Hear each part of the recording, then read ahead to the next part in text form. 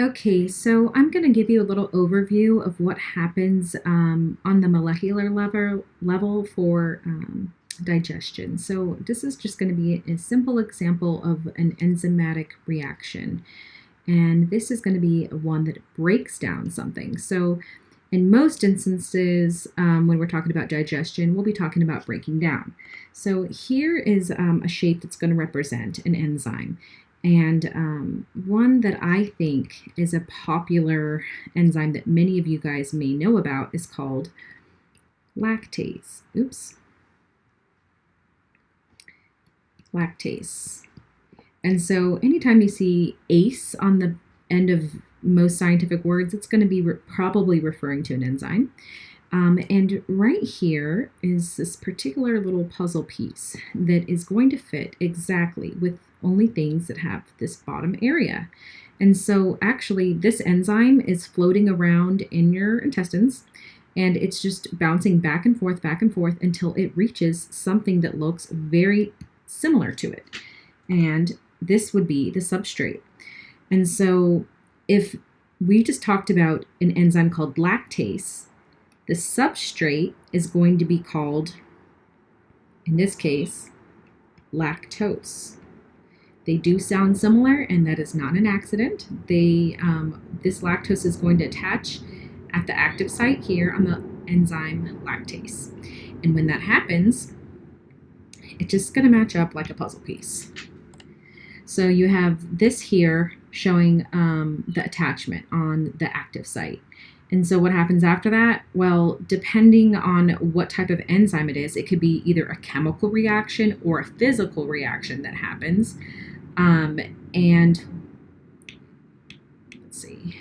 And when that occurs, you're going to have the split into two products. So instead of this being lactose, you are going to be breaking it up into, we'll call this glucose, and then galactose.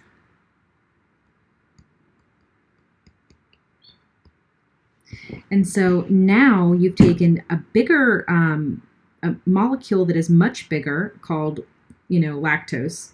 You've integrated it and it attached to the active site of the enzyme on lactase, and together they're able to use either a physical or chemical reaction and break it apart into two separate things. Now, these things are releasing it, and those are going to be able to be digested and absorbed easier because it's a smaller molecule.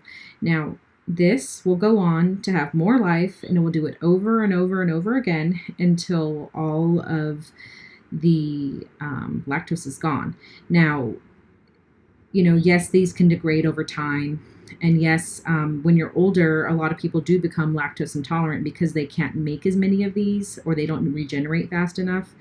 But this is just, a simple example.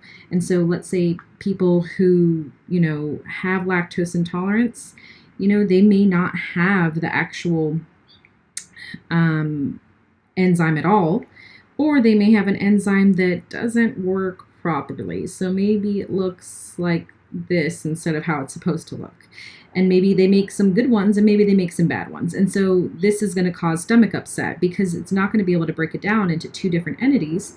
It's actually going to have to use bacteria to break it down.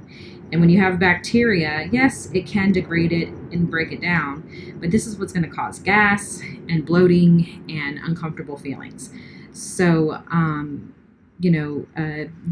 you see that these enzymes are very important, and they do serve a purpose, and what we eat is not always what our body needs. So our body takes whatever we eat and tries to break it down into something it could use and rebuild it somewhere else in the body for individual needs.